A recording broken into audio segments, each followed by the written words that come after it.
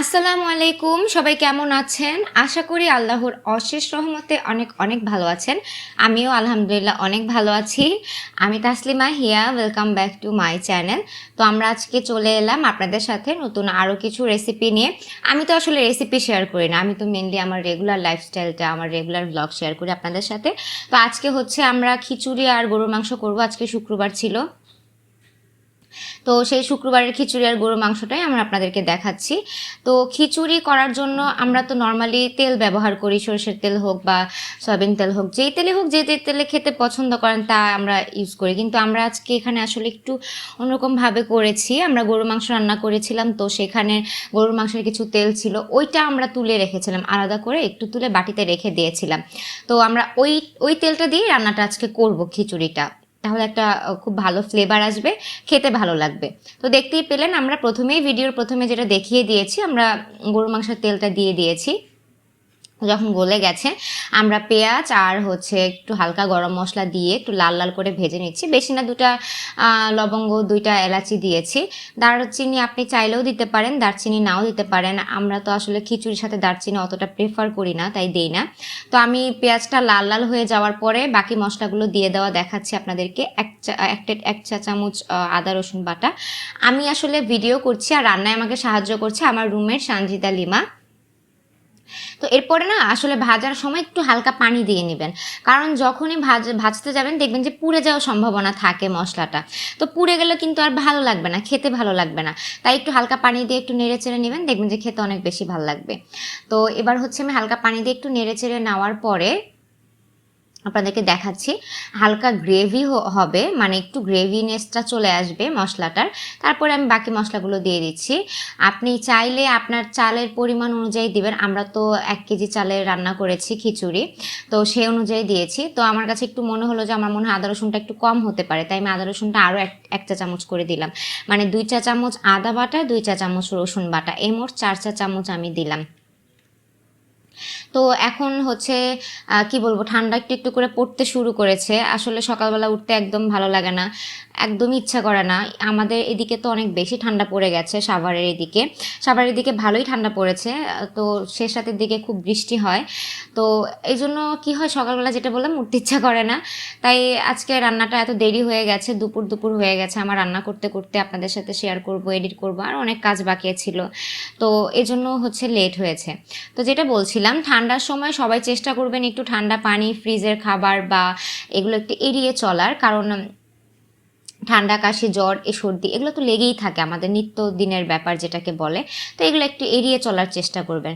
এগুলো একটু এড়িয়ে চলে আমাদের স্বাস্থ্যের জন্য অনেকটা ভালো, কারণ এই শীতের সময় করোনার প্রকোপ আরও বেশি বাড়বে, এটাই ধারণা করছে সবাই, বিশেষজ্ঞরা। তো এই শীতের সময় যাতে করোনার প্রকোপ না বাড়ে, তো তার জন্য আমাদেরকে সচেতন থাকতে হবে। প্রথম কথা হচ্ছে আমাদেরকে সচেতন থাকতে হবে।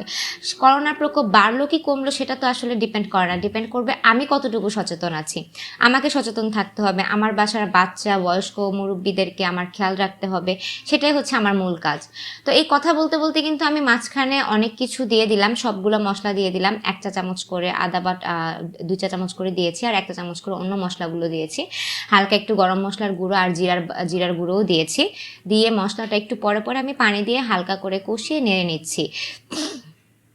আমি তো ফুড ব্লগ করি না, রেগুলার ব্লগ করি। তো দেখা যাবে কি যে আমার ব্লগে আপনারা রান্নাটার মানে প্রসেসটা হয়তো বা অতটা মানে ধরতে পারবেন না। আমি নর্মাল রান্নাবান্না করি বা অত স্পেশাল কিছু করি না, কিন্তু আমি আসলে মূলত আড্ডা দিতে ভালোবাসি, আপনাদের সাথে আড্ডা দিতেই আসা।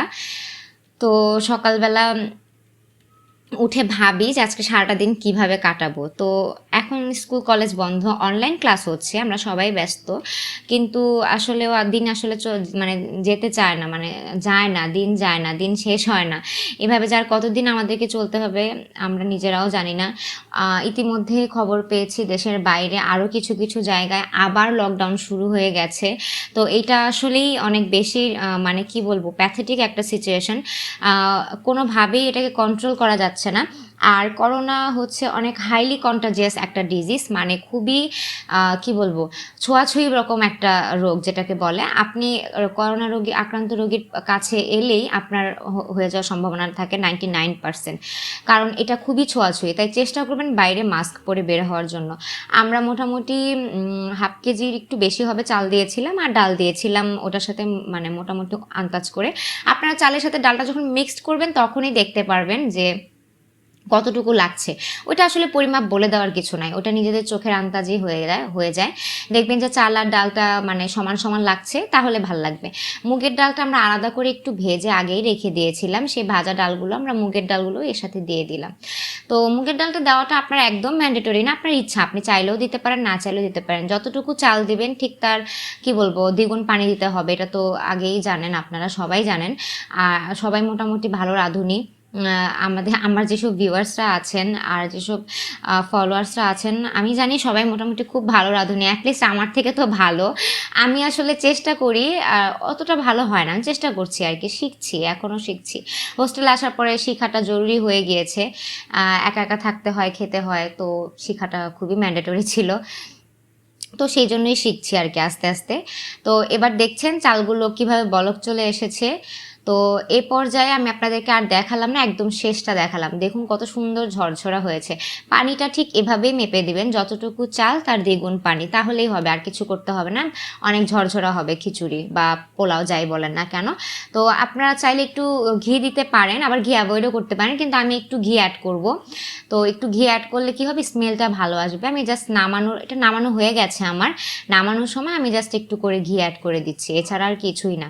তো এরপরে আমি আবার মুরগি মাংসটা রান্না করব। মুরগি মাংসের ঝাল ঝাল কষানো, একটু হালকা আলু দিব। আলু না দিলে আসলে মুরগি মাংসটা আমার কাছে আসলে মাংসে আলু না হলে ভালোই লাগে না, মানে খাবো মাংসে আলু থাকবে একটু, মানে ওইটা একটা ভালো লাগার বিষয়।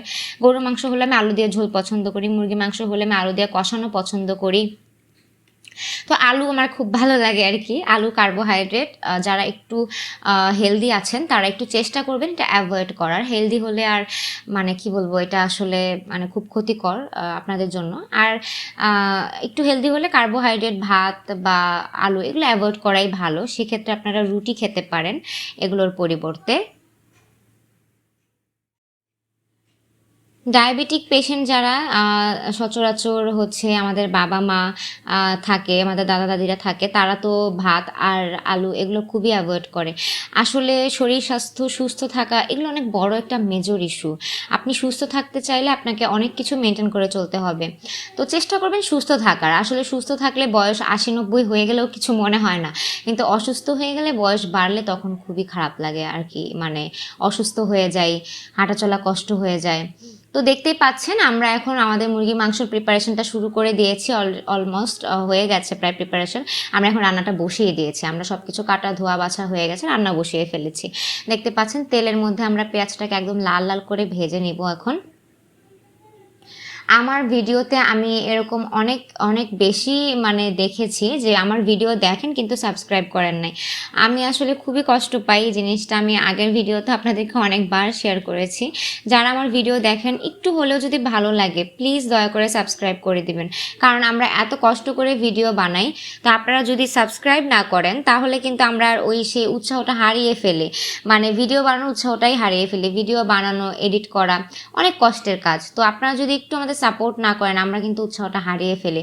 এখনও আমি শিখছি, আমি এখনও যে পুরোপুরি শিখে গেছি ব্যাপারটা তা না, আমি এখনও শিখছি, মানে আমার শেখা এখনও অনেক বাকি আছে, আমি শেখার চেষ্টা করছি। তো আপনারা যখনই উৎসাহ দেবেন শেখাটা আরও বেশি ভালো হবে ইনশাল্লাহ। স্বাদ মতো লবণ যোগ করে নিচ্ছি, লবণটা একদমই টেস্ট মতো। কেউ খাবারে লবণ খেতে পছন্দ করে, কেউ পছন্দ করে না, কেউ পাতে লবণ খেতে পছন্দ করে, কেউ পাতে লবণ খেতে পছন্দ করে না। এটা আপনাদের টেস্টের উপর ডিপেন্ড করে আপনি কতটুকু লবণ খেতে চান। তবে প্রথমে লবণটা একটু কমিয়ে দিয়ে টেস্ট করে তারপরে একটু অ্যাড করলে এটা ভালো হয়। প্রথমে যদি বেশি দিয়ে দেন তাহলে তরকারিতে লবণ বেশি হয়ে গেলে আর খাওয়া যায় না, আসলে মেন সমস্যাটা হচ্ছে এইটা। আদা বাটা আর রসুন বাটার পেস্ট দিচ্ছি আমরা মোটামুটি 1 চা চামচ করে। আমাদের মাংস খুব বেশি না, মোটামুটি 1 কেজির মতো হবে, তো ওইভাবে হিসাব করে দিচ্ছি। আপনি চাইলে একটু বাড়িয়ে দিতে পারেন। আদা রসুন বাটা আপনি যদি মনে করেন যে না একটু গ্রেভিনেসটা ভালো চান তাহলে পেঁয়াজ বাটাও অ্যাড করতে পারেন সাথে, কিন্তু আমরা তো আসলে রেগুলার রান্নাটা শেয়ার করি, পেঁয়াজ বাটা আর সাথে আমরা মানে ওইভাবে তাই অ্যাড করি না, তাই আপনাদেরকে ওইভাবে দেখাইও না আর কি। তো দেখতে পাচ্ছেন মশলাটা একদম ঘন ঘন মাখা মাখা হয়ে এসেছে। এখন আমরা একটু টক দই দিয়ে দিলাম, একটু একদম সামান্য, ধরেন 2 চা চামচ হবে, সামান্য একটু টক দই দিয়ে দিলাম। একটু টক দই দেওয়ার কারণে কী হবে, ব্রয়লার চিকেনের যে একটা স্মেল থাকে, একটু মানে গন্ধ থাকে, তো সেই গন্ধটা আর থাকে না, খেতে ভালো লাগে, অনেক বেশি টেস্টি লাগে। তো আলটিমেটলি আর সেই গন্ধটাই থাকে না, তখন ভালো লাগে আর কি। আপনি চাইলে ভিনেগার অ্যাড করতে পারেন, আমরা ভিনেগার অ্যাড করি নাই, আমরা হচ্ছে সরাসরি টক দইটা অ্যাড করেছি। তো আমরা এবার মরিচের গুঁড়ো দিয়ে দিলাম, ও দিয়ে আমার রুমমেট দিল 2 চা চামচ। আপনি যদি ঝাল কম খান তাহলে আরেকটু কম ব্যবহার করতে পারেন, আপনার ঝাল খাওয়ার উপরে আসলে ডিপেন্ড করবে আপনি কীরকম খেতে চাচ্ছেন। আমি তো মনে করি ব্রয়লার চিকেনটা একটু ঝাল ঝাল হলেই ভালো লাগে। তো আমি জিরার গুঁড়ো দিলাম, জিরার গুঁড়ো দেওয়া হয়ে গেছে, মানে সব মশলা একটু একটু করে অ্যাড করছি। 1 কেজি মুরগির জন্য আমি 1 চা চামচ জিরার গুঁড়ো, 2 চা চামচ মরিচের গুঁড়ো, মোটামুটি 1 চা চামচ ধনিয়ার গুঁড়ো, একটু গরম মশলা সামান্য হালকা 1/2 চা চামচের মতো, এগুলোই দিতে হবে। আমাদের জানাশোনা মশলাই, খুব অজানা কিছু না। আমি আসলে খুব কঠিন আর কমপ্লেক্স করে কিছু দেখাই না, যাতে করে আপনারা ওই আগ্রহটা না হারিয়ে ফেলেন রান্না করার। আমি কখনো এত কমপ্লেক্স করে কিছু দেখাতে চাই না, আমি চাই একটু ইজি করে একটু সহজ উপায়ে আপনাকে কোনো কিছু দেখাতে, যাতে আপনি সেই আগ্রহটা ধরে রাখতে পারেন, রান্না করার সেই আগ্রহটা আপনার মধ্যে থাকে। তো মশলাটা এবার হালকা একটু পানি দিয়ে আমি খুব সুন্দরভাবে কষিয়ে নিচ্ছি। খুব সুন্দরভাবে কষিয়ে নিলে মশলাটার ঝোলটা অনেক গ্রেভি হবে, কাঁচা কাঁচা একটা গন্ধ থাকবে, সেটা চলে যাবে, তো খাবারটা আলটিমেটলি ভালো হবে আর কি। তো আমাকে অনেকেই চেনেন, অনেকে আমার ফেসবুক ফ্রেন্ড, আমার ফেসবুক থেকে সরাসরি আমার ইউটিউব চ্যানেলে এসেছেন, সাবস্ক্রাইব করেছেন, আমার ভিডিও দেখছেন, ভালো লাগছে। তো এটা আসলে কি বলবো, অনেক বড় একটা পাওয়া। আমি খুব অল্প সময় নিয়ে শুরু করেছিলাম, আমি খুব আস্তে আস্তে এগোচ্ছি, আমি খুব তাড়াহুড়া করে এগোতে চাই না, আমি চাই একটু আস্তে আস্তেই হোক, সমস্যা নেই, কিন্তু আমার জিনিসটা অনেক গুছানো হোক, কারণ গুছানো না হলে কিন্তু আর ওই জিনিসটা আসলে ভালো হয় না। তো আমি এই জন্য খুব আস্তে আস্তে এগোচ্ছি আপনাদের সাথে। যারা আমার সাথে ফেসবুকে অ্যাড আছেন তারা জানেন যে আমি আর আমার রুমমেট, মানে আমরা মেডিকেল স্টুডেন্ট, আমরা হচ্ছি সাভার এনাম মেডিকেল কলেজে পড়ি। তো আমি ভিডিওর প্রথমেই বলেছিলাম আপনাদেরকে চেষ্টা করব ভালো কিছু টিপস দেওয়ার জন্য। তো সেই টিপসের মধ্যে হচ্ছে আজকে আপনাদের সাথে কিছু একটা শেয়ার করছি, সেটার মধ্যে একটা বলা যায়, ধরেন এখন প্রচুর রকম ঠান্ডা পড়ে গেছে, আস্তে আস্তে ঠান্ডাটা আরও বাড়তে থাকবে, যেটা বললাম শীতকালে করোনার প্রকোপ অনেক বেশি থাকে। তো আপনারা রেগুলার যদি রং চা খেতে পারেন, রং চাটা বা মশলা চাটা মেনটেন করেন, সেক্ষেত্রে কিন্তু আপনাদের ঠান্ডা কাশির সমস্যা অনেকটাই কমে যাবে। আমি আপনাদেরকে একটু আগে যেটা বলছিলাম, আমি সবগুলো মশলা দিয়ে পানি দিয়ে কষিয়ে নিচ্ছি, দেখতে পাচ্ছেন পানি দিয়ে হালকা করে কষানো হয়ে গেছে, প্রায় শেষের দিকে কষানোটা, প্রায় শেষের দিকে কষানোটা একটু ভালো করে করবেন, তাহলে ব্রয়লার মুরগির একটা গন্ধ থাকে যেটা বললাম আপনাদেরকে, সেটা চলে যাবে। আমি এবার আলু আর মুরগিগুলোকে আস্তে আস্তে দিয়ে দিচ্ছি। যেটা বলছিলাম যে চেষ্টা করবেন মশলা চাটা খাওয়ার, দৈনিক 2 বেলা করে চা খাওয়ার, তাহলে ঠান্ডা কাশিটা এমনিতেই কন্ট্রোলে থাকবে।